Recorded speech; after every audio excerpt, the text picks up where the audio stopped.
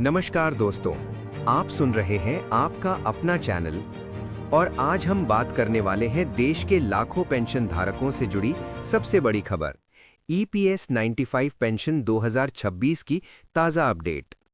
दोस्तों, कर्मचारी भविष्य निधि संगठन यानी employees provident fund organisation EPFO से जुड़ी इस योजना को लेकर पिछले कई सालों से मांग उठ रही है कि न्यूनतम पेंशन राशि बढ़ाई जाए और अब 2026 में एक बार फिर ये मुद्दा चर्चा में है।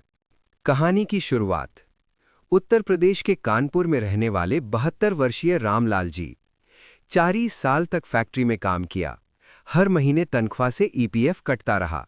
रिटायरमेंट के बाद उन्हें ईपीएस 95 के तहत पेंशन मिलनी शुरू हुई, लेकिन सिर्फ 1200 से 1500 रुपए महीना।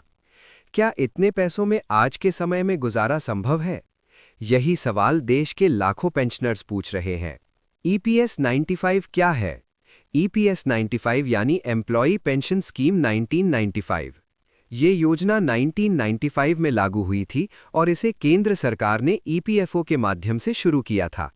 इसका मकसद था प्राइवेट सेक्टर कर्मचारियों को रिटायरमेंट के बाद नियमित पेंशन देना। लेकिन समय बदला, महंगाई बढ़ी, खर्चे बढ़े, पर पेंशन राशि लगभग वही की वही रह गई। 2026 में क्या हो रहा है? 2026 में ईपीएस 95 पेंशनर्स संगठनों ने फिर से न्यूनतम पेंशन 7,500 रुपये करने की मांग तेज कर दी है। देश भर में ज्ञापन दिए जा रहे हैं, धरना प्रदर्शन हो रहे हैं।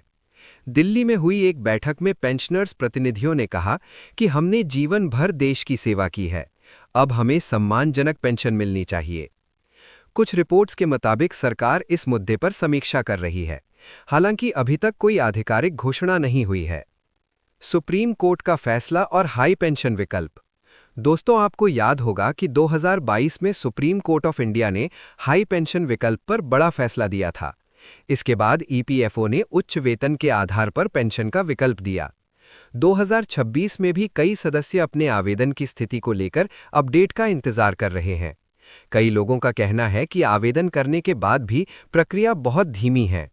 पेंशनर्स की मुख्य मांगें: 1. न्यूनतम पेंशन 7,500 रुपये की जाए।